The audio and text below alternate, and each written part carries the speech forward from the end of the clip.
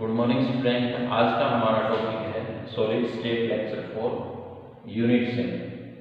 Unit cell, what is unit cell? Unit cell is the 3-dimensional repeating unit which when we repeat over and again it forms a complete lattice is known as crystal lattice। और जो repeating unit है 3 dimension repeating unit, जिसको हम क्या बोलते हैं? Repeating unit को हम बोलेंगे यूनिट सेल। और 3 डायमेंशनल रिपीटिंग यूनिट मिलकर के एक स्पेस लैटिस बनाएगी।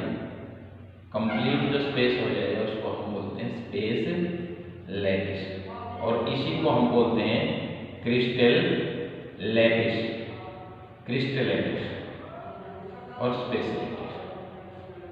अगर हम टाइप ऑफ यूनिट सेल की बात करें तो टाइप ऑफ यूनिट सेल के अंदर फर्स्ट जो टाइप है वो है simple cubic unit cell. Simple cubic unit cell. Simple cubic unit cell ये बेसिक चीजें हैं, इनको समझने की जरूरत है। उससे पहले हम एक बार यूनिट सेल के एग्जांपल के साथ और मैं आपको बता देता हूँ। यूनिट सेल जैसे हमारे पास सिंपल कोई बॉक्स है या क्यूब हम कह सकते हैं, क्यूब है, इस तरह से हमने क्यूब ली और इनको नंबर ऑफ क्यूब्स को हमने अरेंज करना शुरू कर दिया।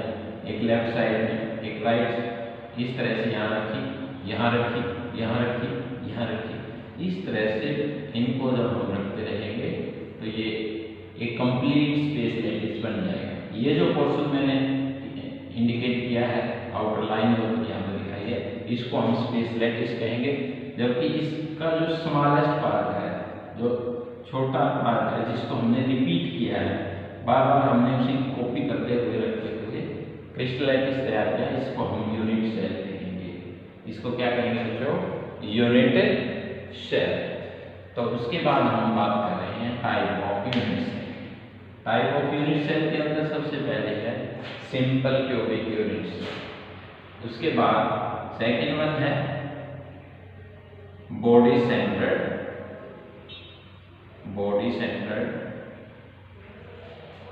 Unit cell.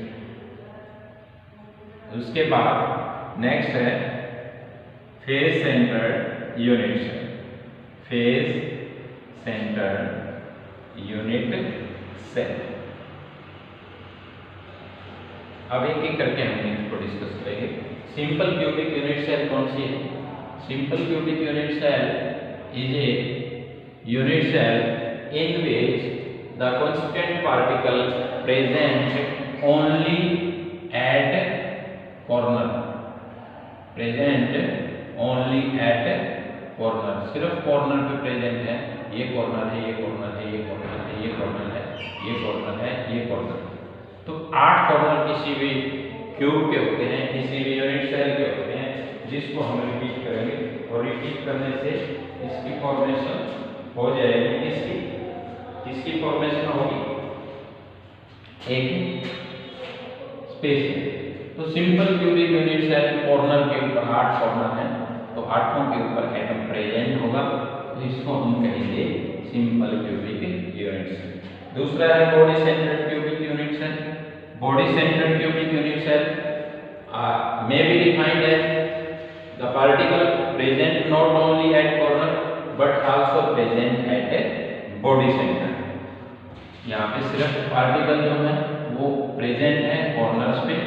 यहाँ पर अगर हम बात करेंगे बॉडी सेंटर की, तो corners plus body centre, corner plus body centre, corner और बॉडी सेंटर दोनों के ऊपर प्रेजेंट है। उसके बाद ये जैसे कॉर्नर है और बॉडी सेंटर का मतलब बॉडी के सेंटर पे, ये जो यूनिट सेल है इसके सेंटर पे, ठीक। Face centred unit cell. Face centred unit cell में भी डिफाइंड है the particle not only present at corner but also face centre. Corners plus face centre, corner पे प्रेजेंट है और फेस के सेंटर पे भी प्रेजेंट है। जैसे कॉर्नर का हमने यहाँ समझ लिया, बॉडी सेंटर को समझ लिया, अब फेस सेंटर को समझे।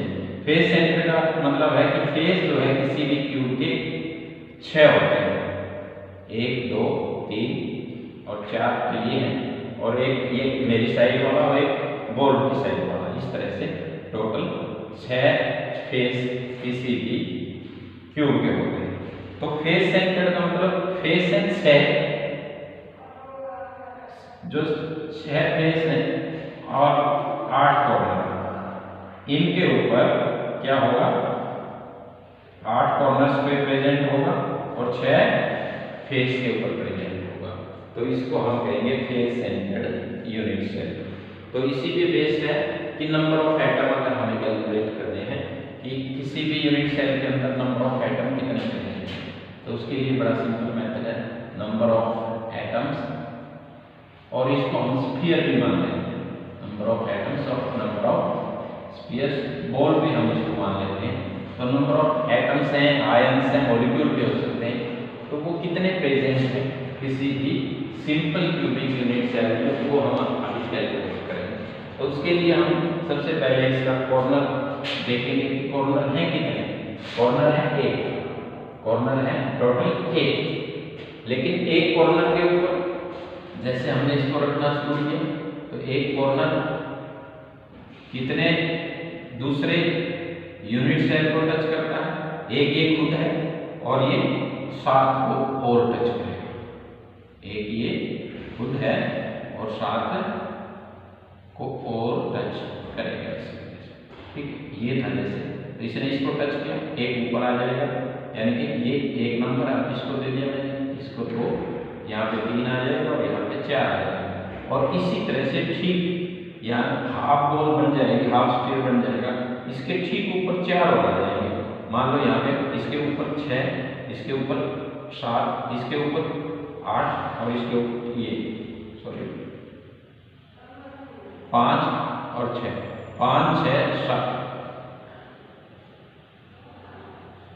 7 और 8, इस तरह से हो जाते हैं।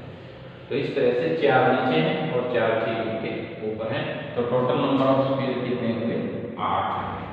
तो 8 हैं, तो 8 का मतलब 8 जब मिलेंगे तब ये कंप्लीट स्फीयर होगा, यानी कि एक यूनिट सेल के हिस्से में कितना आया, उसका आया 1/8 पार्ट इंटू 8, तो 1 एटम जो है वो प्रेजेंट होगा इसमें सिंपल क्यूबिक यूनिट सेल। दूसरा है body centred unit cell. Body centred unit cell के अंदर कॉर्नर पे प्रेजेंट है और बॉडी के सेंटर। तो नंबर ऑफ एटम अगर कैलकुलेट कर रहे हैं, number of atoms oblique spheres,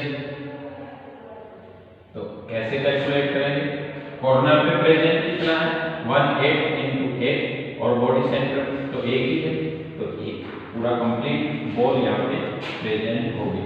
तो 1 + 1, तो नंबर ऑफ एटम्स जो है बॉडी सेंटर के अंदर 2 हो जाएंगे। अब आगे चलते हैं face centred unit cell. Face centred unit cell के अंदर 1/8 इंटू 8 नंबर ऑफ एटम्स जो है